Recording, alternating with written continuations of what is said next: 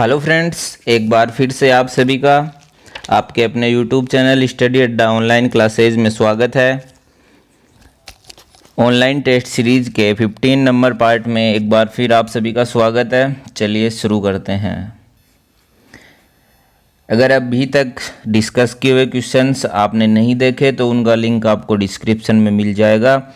यह क्वेश्चन आपके लिए आने वाले सभी टेक्निकल एग्ज़ाम्स के लिए बहुत महत्वपूर्ण रहेंगे, जिसमें इलेक्ट्रिकल एंड इलेक्ट्रॉनिक्स से संबंधित क्वेश्चन पूछे जाते हैं। आज का पहला क्वेश्चन अपना इस प्रकार है, अभिनीति रहित पीएन संधि डायोड के अवक्षय क्षेत्र में होता है। क्वेश्चन ध्यानपूर्वक पढ़िए और जल्दी से कमेंट करके बताएं। एक अभिनीति रहित अर्थात बाइसिंग रहित पीएन संधि डायोड के अवक्षय क्षेत्र में होता है। ऑप्शन ए केवल होल, ऑप्शन बी केवल इलेक्ट्रॉन, ऑप्शन सी इलेक्ट्रॉन व होल दोनों, ऑप्शन डी केवल स्थिर आयन। जल्दी से कमेंट करके बताएं इस क्वेश्चन का राइट आंसर क्या होगा। कुछ लोगों का राइट आंसर से आ रहा है, सही है। इसका राइट आंसर होगा ऑप्शन नंबर डी। चलिए नेक्स्ट क्वेश्चन देख लिया जाए।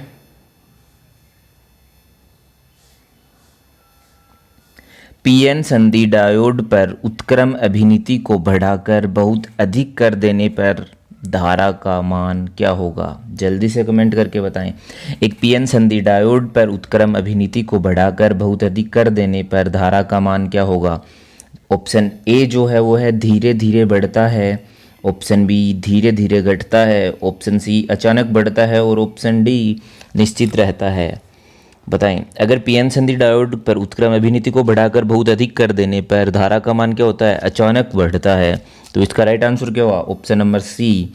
आपको हमारे क्वेश्चन कैसे लगे कमेंट करके ज़रूर बताएं और वीडियो में अंत तक हमारे साथ ज़रूर बने रहें। चलिए आज का थर्ड नंबर क्वेश्चन देखते हैं। गति या फ्लक्स परिवर्तन के कारण जो विद्युत वाहक बल उत्पन्न होता है उसकी दिशा इस प्रकार होती है कि यह गति या फ्लक्स परिवर्तन की दिशा के विपरीत होता है। यह कथन किसका है, बताएं। जल्दी से कमेंट करके बताएं यह कथन किसका है। अर्थात ये एक नियम है, ये एक नियम की डेफिनेशन है। वो नियम किसका है, किरचॉफ का नियम, ओम का नियम, लेंज का नियम या फेराडे का नियम। तो इसका राइट आंसर क्या हुआ, लेंज का नियम। किसी उत्पत्ति के कारण का जो विरोध करता है वह क्या होता है, लेंज का नियम। चलिए आज का चौथा क्वेश्चन देख लिया जाए। एक 3 फेज परिपथ में लाइन वोल्टेज 415 वोल्ट आरएमएस मापी गई। इस वोल्टेज का उच्चतम मान क्या होगा, बताएं। एक लाइन का आरएमएस वैल्यू 415 है तो उसका मैक्सिमम मान कितना होगा। तो कैसे निकालते हैं, 415 को अपन किससे मल्टीप्लाई करेंगे, 1.414 से मल्टीप्लाई करेंगे तो क्या आएगा इसका राइट आंसर।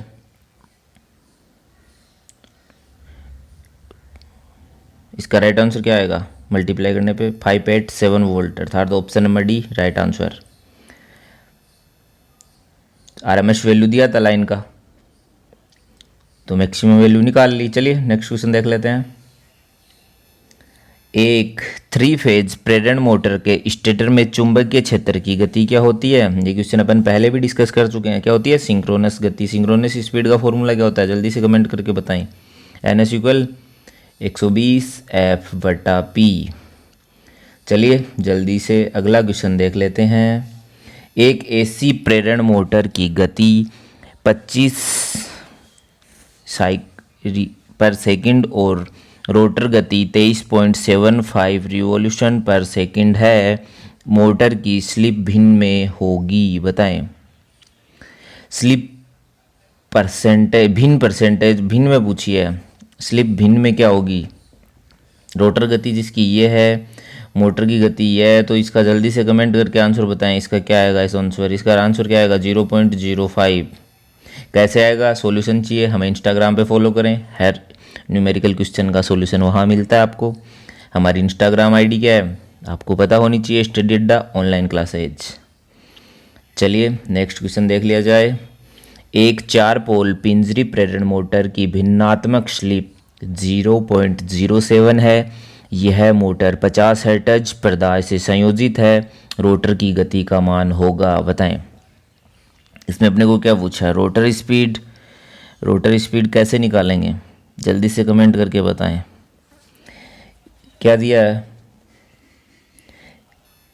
क्या करेंगे, 120 इंटू फ्रीक्वेंसी कितना दिया है 50 अपॉन कितने पोल की मोटर है, 4 पोल की।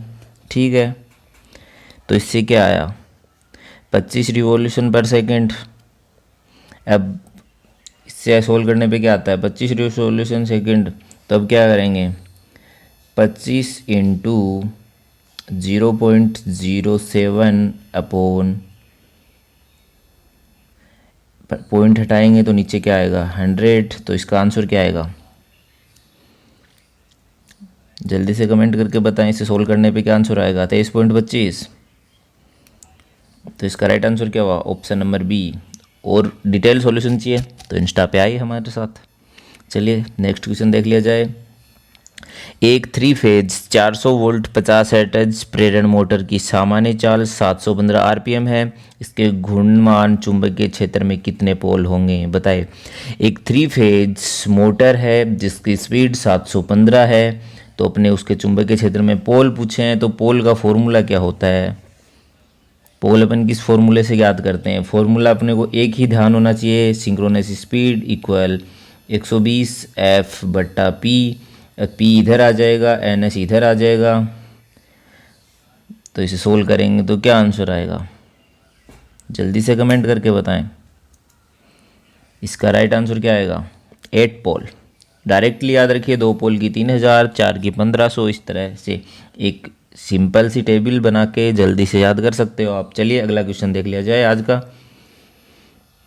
एक पिंजरी प्रेरण मोटर का प्रारंभिक टॉर्क कम होता है क्योंकि इसका, जल्दी से कमेंट करके बताएं। एक जो स्क्वायर केज इंडक्शन मोटर होता है उसका स्टार्टिंग टॉर्क कम क्यों होता है। ऑप्शन नंबर ए प्रारंभिक करंट कम व शक्ति गुणांक कम होता है। क्या है ऑप्शन सही है, पिंजरी प्रेरण मोटर का प्रारंभिक टॉर्क कम क्यों होता है भाई, फर्स्ट ऑप्शन सही नहीं है। ऑप्शन बी प्रारंभिक करंट कम प्रारंभिक शक्ति गुणांक उच्च, यह भी सही नहीं है। ऑप्शन सी प्रारंभिक करंट उच्च व प्रारंभिक शक्ति गुणांक उच्च होता है, ऑप्शन सी भी सही नहीं है। तो इसका राइट आंसर क्या, ऑप्शन नंबर डी प्रेरण मोटर का प्रारंभिक टॉर्क कम होता है क्योंकि इसका प्रारंभिक करंट क्या होता है हाई, और प्रारंभिक शक्ति गुणांक क्या होता है लो। स्टार्टिंग जो पावर फैक्टर होता है वह इसका कितना होता है, कमेंट करके आप बताएंगे। हिंट मैं दे सकता हूँ, 0.5 से कम होता है, कितना होता है वो आप कमेंट करके बताएंगे। चलिए अगला क्वेश्चन देख लिया जाए आज का। स्लिप रिंग इंडक्शन मोटर का प्रारंभिक टॉर्क उच्च होता है। जो स्लिप रिंग इंडक्शन मोटर होती है उसका प्रारंभिक टॉर्क उच्च होता है क्योंकि इसका स्टार्टिंग करंट कम व स्टार्टिंग पावर फैक्टर निम्न होता है। Option be starting current come starting power factor उच्च होता है, ये सही है। जो अपनी स्लिप रिंग इंडक्शन मोटर होती है उसमें रोटर रेजिस्टेंस स्टार्टर की सहायता से इसको यूज करते हैं, स्टार्ट करते हैं, तो इसका रोटर रेजिस्टेंस हाई होता है स्टार्टिंग में, जिसके कारण इसकी स्टार्टिंग करंट कम होती है, और करंट कम होती है रेजिस्टेंस हाई होता है तो इसको पावर फैक्टर क्या होता है उच्च होता है। तो इसका राइट आंसर क्या बना, ऑप्शन नंबर बी। चलिए नेक्स्ट क्वेश्चन देख लिया जाए। निम्नलिखित मोटरों में खालिस्तान को कम देखभाल की आवश्यकता होती है। आपके सामने 4 ऑप्शन है, 4 मोटरों के नाम दिए हैं, उनमें सबसे कम देखभाल अर्थात मेंटेनेंस की किस मोटर को आवश्यकता होती है, जल्दी से कमेंट करके बताएं। जो फर्स्ट है DC shunt motor, option B DC श्रेणी मोटर, ऑप्शन सी पिंजरी प्रेरण motor, option D slip ring प्रेरण मोटर। बताएं सबसे कम मेंटेनेंस की ज़रूरत किसको होती है, स्क्वायर केज इंडक्शन मोटर को होती है, ये सबको पता है। इसका राइट आंसर क्या हुआ, ऑप्शन नंबर सी। आपको हमारे क्वेश्चन कैसे लगे कमेंट करके ज़रूर बताएं। आज अपन लगभग 3 फेज इंडक्शन मोटर से ही क्वेश्चन लेके आए हैं। चलिए नेक्स्ट क्वेश्चन देख लिया जाए। शून्य भार पर एक 3 फेज प्रेरण मोटर चल रही है, यदि अचानक लाइन का एक फेज टूट जाए तो मोटर क्या होगा, बताएं। एक नो लोड पर 3 फेज इंडक्शन मोटर चल रही है, अचानक लाइन का एक फेज टूट जाए तो मोटर के साथ क्या होगा, बताएं। 4 ऑप्शन आपके सामने है। फर्स्ट ऑप्शन इस प्रकार है, धीरे चलने लगेगी और रुक जाएगी क्योंकि घूर्णमान चुंबकीय क्षेत्र नहीं होगा। ऑप्शन बी लगातार चलती रहेगी परंतु दूसरे फेजों में धारा का मान बढ़ जाएगा। ऑप्शन सी सिंगल फेजिंग के कारण तुरंत रुक जाएगी। ऑप्शन डी पहले से अधिक चाल पे चलेगी क्योंकि पोलों की संख्या कम हो जाएगी। बताएं इसका राइट आंसर क्या होगा। इसका राइट आंसर होगा ऑप्शन नंबर बी, लगातार चलेगी। कंडीशन क्या थी, नो लोड, इसलिए वो लगातार चलेगी परंतु जो दूसरे फेज हैं उनमें धारा का मान बढ़ जाएगा। चलिए नेक्स्ट क्वेश्चन देख लिया जाए। अगर यहीं वो लोड पे होती तो क्या होता, कमेंट करके बताएं। एक मोटर स्टार्टर में सुरक्षा युक्ति के रूप में 9 वोल्ट कॉइल का उपयोग किया जाता है। इस युक्ति का मुख्य कार्य क्या है। जो मोटर का स्टार्टर होता है उसमें एनवीसी कॉइल लगी होती है। एनवीसी का क्या मुख्य कार्य है बताएं। फर्स्ट ऑप्शन वोल्टेज कम होने या वोल्टेज फेल होने पर सप्लाई परिपथ को खोल देती है और वोल्टेज नॉर्मल होने पर स्वतः पुनः परिपथ को चालू कर देती है। नहीं, ये तो नहीं हो सकता। ऑप्शन बी वोल्टेज कम होने फेल होने पर सप्लाई परिपथ को खोल देती है और इसे तब तक खुला रखती है जब तक पुनः हाथ से परिपथ को चालू नहीं किया जाए। हाँ, ये ऑप्शन सही है। ऑप्शन नंबर बी इसका राइट आंसर हुआ। एनवीसी जो 3 पॉइंट स्टार्टर होता है उसमें किसके साथ लगी होती है सीरीज में, फील्ड वाइंडिंग के साथ। और जो अपना 4 पॉइंट स्टार्टर होता है उसमें एनवीसी को अपन किसके साथ लगाते हैं, श्रेणी रेजिस्टेंस लगा के डायरेक्ट सप्लाई के साथ। चलिए नेक्स्ट क्वेश्चन देख लिया जाए आज का। एक मोटर परिपथ में जहां फ्यूज व थर्मल कट आउट दोनों लगे हैं तो वहां क्या होगा बताएं। फ्यूज लगातार मोटर को सुरक्षा देते हैं परंतु उच्च भार पर नहीं। फर्स्ट ऑप्शन अपना यह है। Option B thermal cut out है, फ्यूज की दक्षता समान होती है, यह लगातार ओवरलोडिंग पर फ्यूज ऑपरेट हो जाते हैं। ऑप्शन सी जो है मोटर को लगातार ओवरलोड होने पर थर्मल कट आउट प्रयोग किए जाते हैं। यह इसका राइट आंसर क्या हुआ, ऑप्शन नंबर सी। एक मोटर परिपथ में जहां फ्यूज व थर्मल कट आउट दोनों लगे हों वहां मोटर को लगातार ओवरलोड होने पर थर्मल कट आउट प्रयोग किए जाते हैं। ओवरलोड पे फ्यूज नहीं उड़ते, मामूली ओवरलोड पे ये आपको ध्यान होना चाहिए क्योंकि फ्यूज की रेटिंग अपन कितनी लेते हैं, लगभग 1.5 गुना। अगर मोटर नॉर्मल करंट से 1.2 गुना 1.3 गुना तक अगर रहती है ओवरलोड पे तो फ्यूज पे कोई प्रभाव नहीं पड़ता, इसलिए अपन क्या लगाते हैं, थर्मल ओवरलोड रिले लगाते हैं। चलिए नेक्स्ट क्वेश्चन देख लिया जाए आज का। एक चुंबकीय कॉन्टैक्टर होता है खालिस्तान द्वारा प्रचालित होता है। जल्दी से कमेंट करके बताएं चुंबकीय कॉन्टैक्टर किसके द्वारा प्रचालित होता है। जो अपना फर्स्ट ऑप्शन दिया हुआ है थोक, option B coil, option C switching contact, option D armature. बताएं जो चुंबकीय कॉन्टैक्टर होता है वह किससे ऑपरेट होता है, कोयल के द्वारा। इसका राइट आंसर क्या, ऑप्शन नंबर बी। चलिए नेक्स्ट क्वेश्चन देख लिया जाए।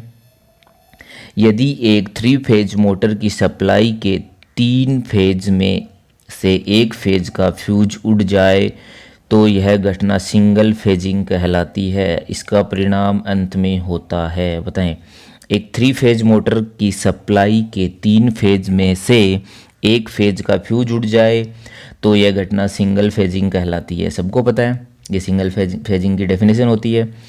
इसका परिणाम अंत में क्या होता है, ऑप्शन नंबर ए भार उठाने में सक्षम नहीं होगी मोटर, ऑप्शन बी मोटर जल जाएगी, ऑप्शन सी मोटर की गति 3 गुना बढ़ जाएगी, ऑप्शन डी मोटर दक्षता से कार्य नहीं करती। इसका राइट आंसर क्या होगा, अगर सिंगल फेजिंग होती है तो मोटर क्या होती है, जल जाती है। इसका राइट आंसर होगा ऑप्शन नंबर बी। चलिए अगर नो लोडिंग स्थिति में सिंगल फेजिंग होती है तो क्या होता है बताएं। ऑप्शन नंबर अपना नेक्स्ट क्वेश्चन इस प्रकार है। यदि कोई मोटर 3 HP से अधिक क्षमता की होती है, कोई मोटर है जो 3 HP से अधिक क्षमता की है तो यह सलाह दी जाती है कि मोटर को डियोल जो स्टार्टर होता है डायरेक्ट ऑनलाइन स्टार्टर से स्टार्ट नहीं किया जाए क्योंकि बताएं स्टार्टिंग टॉर्क बहुत कम होता है, ऑप्शन ए जो है। ऑप्शन बी मोटर प्रारंभिक में पूर्ण करंट का 5 से 7 गुना करंट लेती है। ऑप्शन सी जो है मोटर अधिक चाल प्राप्त कर लेती है। ऑप्शन डी मोटर उल्टी दिशा में घूमना शुरू कर देती है। क्या होता है ड्यूल स्टार्टर में, क्या होता है, डायरेक्ट ऑनलाइन स्टार्टर होता है, उसमें कोई करंट स्टार्टिंग करंट कम करने का कोई अरेंजमेंट नहीं होता और 3 HP से अधिक की मोटर है। वैसे सभी मोटर्स का स्टार्टिंग टॉर्क, स्टार्टिंग जो करंट है वह 5 से 7 गुना होता है। तो अपन क्या करते हैं, इसका राइट आंसर क्या हुआ, option number B, dual starter की बजाय अपन किसी अन्य स्टार्टर से स्टार्ट करते हैं, star delta, semi automatic, automatic, जिसकी सहायता से स्टार्टिंग करंट्स कम करी जा सके। चलिए आज का अगला क्वेश्चन देख लिया जाए। मोटर का स्टार्टर ऑन करने पर चुंबकीय कॉन्टैक्टर बहुत आवाज़ करने लगे, इसका सबसे बड़ा कारण क्या है, जल्दी से कमेंट करके बताएं। मोटर के स्टार्टर को ऑन करने पर चुंबकीय कॉन्टैक्टर बहुत आवाज़ करने लगे, इसका सबसे बड़ा कारण क्या है। ऑप्शन नंबर ए उच्च वोल्टेज, ये तो नहीं हो सकता कोई कारण, उच्च वोल्टेज के कारण आवाज़ करने लगे, सही नहीं है ऑप्शन। ऑप्शन बी आर्मेचर संपर्कों के बीच धूल व उच्च वोल्टेज, नहीं ये भी नहीं हो सकता। ऑप्शन सी कम वोल्टेज व सिंगल फेजिंग, नहीं ये भी हो सकता है, क्या बताएं, नहीं हो सकता। ऑप्शन डी निम्न वोल्टेज व आर्मेचर संपर्कों के बीच धूल का जमना, हाँ यह हो सकता है। अगर वोल्टेज लो है तो स्टार्टर आवाज़ करेगा, कॉन्टैक्टर्स आवाज़ करेंगे, धूल जमने के कारण भी आवाज़ कर सकते हैं। तो इसका राइट आंसर क्या हो, ऑप्शन नंबर डी। आपको हमारे क्वेश्चन कैसे लगे कमेंट करके ज़रूर बताएं। छोटे क्षमता की प्रेरण मोटरों को स्टार्ट करने के लिए खालिस्तान प्रकार का स्टार्टर उपयोग किया जाता है। छोटी क्षमता की जो इंडक्शन मोटर्स होती हैं उनको स्टार्ट करने के लिए अपन किस स्टार्टर का यूज करते हैं, जल्दी से कमेंट करके बताएं। ऑप्शन नंबर ए DOL है, ये डियोल starter. Option B star delta starter. Option C auto transformer starter और option D step down transformer starter बताएं। जो ड्यूल स्टार्टर होता है उसकी सहायता से अपन 3 HP से कम की मोटरों को स्टार्ट करते हैं। ड्यूल की फुल फॉर्म क्या है जो भी बताई थी मैंने पिछले कुछ क्वेश्चन में, डायरेक्ट ऑनलाइन स्टार्टर। आपको हमारे क्वेश्चन अच्छे लगे तो वीडियो को लाइक अभी ज़रूर करें। चलिए नेक्स्ट क्वेश्चन देख लेते हैं। एक पिंजरे प्रेरण मोटर के 2 मुख्य भाग होते हैं, बताएं। एक जो पिंजरी प्रेरण मोटर है उसके 2 मुख्य भाग कौन से होते हैं। First rotor stator, option B stator field, option C rotor व armature, option D slip ring व ब्रश। बताएं किसी भी मोटर के 2 मुख्य भाग इनमें से कौन से होते हैं। रोटर स्टेटर ये तो लगभग हर मोटर में होते हैं, बिना रोटर स्टेटर की कोई मोटर होती है तो आप हमें कमेंट करके ज़रूर बताएगा। चलिए अगला क्वेश्चन देख लिया जाए। एक चुंबकीय ओवरलोड रिले की अपेक्षा थर्मल ओवरलोड रिले होती है। जो एक मैग्नेटिक ओवरलोड रिले होती है उसकी अपेक्षा थर्मल ओवरलोड रिले होती है। Option number A option number A जो अपना है शीर्ष प्रचालित होने वाली, ऑप्शन बी मंद प्रचालित होने वाली, ऑप्शन डी आकार में बड़ी, ऑप्शन डी उष्मारोधित। बताएं चुंबकीय ओवरलोड रिले की अपेक्षा थर्मल ओवरलोड रिले क्या होती है, स्लो होती है। सबको पता है चुंबकीय ओवरलोड रिले बहुत फास्ट थर्मल रिले की अपेक्षा। तो इसका राइट आंसर क्या हो, ऑप्शन नंबर बी। साथ ही ये क्वेश्चन आपको मैं पूछता हूँ, अगर आप उसका कमेंट दे पाते हो सही आंसर तो अच्छी बात है। जो हमारा सबसे आज का क्वेश्चन में यह है कि सबसे फास्ट ऑपरेट होने वाली रिले कौन सी होती है, सबसे सेंसिटिव, जल्दी से कमेंट करके बताएं। चलिए नेक्स्ट क्वेश्चन। कॉन्टैक्टर के अंदर सहायक कॉन्टैक्ट्स मुख्य कॉन्टैक्ट्स की अपेक्षा वहन करते हैं, बताएं। जो कॉन्टैक्टर है उसके अंदर सहायक कॉन्टैक्ट्स हैं वो जो मुख्य कॉन्टैक्ट्स की अपेक्षा क्या वहन करते हैं, कम वोल्टेज, उच्च भार, कम करंट, अतिरिक्त शक्ति। मुख्य कॉन्टैक्ट की अपेक्षा सहायक कॉन्टैक्ट क्या करते हैं, कम करंट कैरी करते हैं। इसका राइट आंसर क्या हो, ऑप्शन नंबर सी। चलिए अगला क्वेश्चन देख लिया जाए। एक 9 वोल्ट कॉइल के साथ ऑन ऑफ स्विच का प्रबंधन कहलाता है, बताएं। एक 9 वोल्ट कॉइल के साथ ऑन ऑफ स्विच का प्रबंधन क्या कहलाता है। ऑप्शन ए हस्तचालित स्टार्टर, ऑप्शन बी चुंबकीय starter, option C reversing starter, option D संयुक्त स्टार्टर। बताएं एक 9 वोल्ट कॉइल के साथ ऑन ऑफ स्विच का प्रबंधन क्या कहलाता है। उसे अपन क्या बोलते हैं, चुंबकीय स्टार्टर। इसका राइट आंसर क्या, ऑप्शन नंबर बी। चलिए जल्दी से अगला क्वेश्चन देख लेते हैं। निम्नलिखित पुर्जों में से कौन सा पुर्जा कंपन, शोर व घर्षण और ऊष्मा को चुंबकीय स्टार्टर के आर्मेचर में कम करता है, बताएं। निम्नलिखित पुर्जों में से कौन सा पुर्जा कंपन, शोर व घर्षण और ऊष्मा को चुंबकीय स्टार्टर के आर्मेचर में कम करता है। इसका राइट आंसर क्या होगा, वो जल्दी से कमेंट करके बताएं। ऑप्शन ए क्या है, विद्युत चुंबक। Option B shading coil. Option C परिपथ धारक इंटरलॉक। और option D centrifugal switch. Centrifugal switch किसमें होता है, वो तो मोटर में होता है। ये 75% स्पीड पे ऑफ होता है, सबको पता है। चलिए ये तो नहीं हो सकता, तो इसका राइट आंसर क्या होगा, शेडिंग कॉयल, अर्थात ऑप्शन नंबर बी। अगर आपने अभी तक हमारे यूट्यूब चैनल स्टडी अड्डा टेक्निकल स्टडीज़ को सब्सक्राइब नहीं किया तो सब्सक्राइब जरूर करें। अपना फीडबैक कमेंट जरूर देके जाएं, आपको हमारे क्वेश्चन कैसे लगे। आज अपन ने लगभग 3 फेज इंडक्शन मोटर से संबंधित क्वेश्चन डिस्कस किए हैं। चलिए आज का अगला क्वेश्चन देख लिया जाए। चुंबकीय स्टार्टर ऑफ अवस्था में होता है और आर्मेचर क्रोड कुंडली से काफ़ी दूर होता है, तो कुंडली की प्रतिबाधा का मान होगा, बताएं। एक चुंबकीय स्टार्टर ऑफ कंडीशन में है, आर्मेचर क्रोड कुंडली से काफ़ी दूर होता है, तो कुंडली की प्रतिबाधा का मान क्या होगा, बताएं। ऑप्शन नंबर ए नीमन, बी उच्च, सी शून्य, डी सामान्य से आधा, बताएं क्या होगा। ऑफ कंडीशन में है चुंबकीय स्टार्टर, तो इसका राइट आंसर क्या होगा, निम्न, अर्थात ऑप्शन नंबर ए। चलिए अगला क्वेश्चन देख लेते हैं। धन्यवाद, आज के लिए बस इतना ही। अपने काफ़ी क्वेश्चन डिस्कस कर लिए। मैं आपको एक बात बताना चाहता हूँ, जो हम रोज़ शाम 8:15 पर इस तरह की क्वेश्चन डिस्कस करते थे, उसका टाइम चेंज करके मॉर्निंग में 10:15 कर दिया गया है किसी टेक्निकल इश्यू के कारण।